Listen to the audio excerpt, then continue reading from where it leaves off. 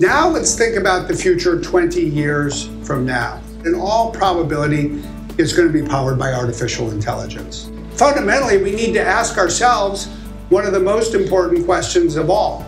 As computers behave more like humans, how will they impact real people?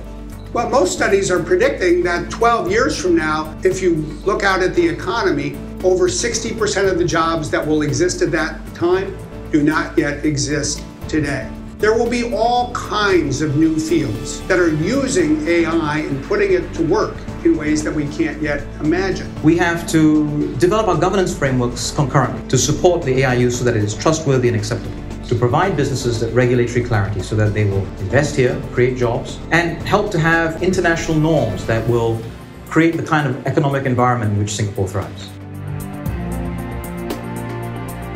At the end of the day, AI does have a fundamental power to make the world a better place.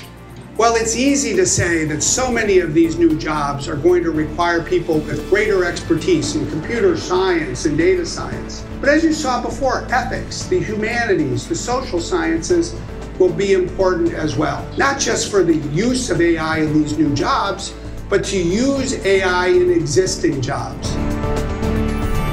But the only way to do that well is to consider not only the opportunities, but the challenges, not only the benefits, but the problems, and to do it in a way that brings people together, people from technology and the world of policy.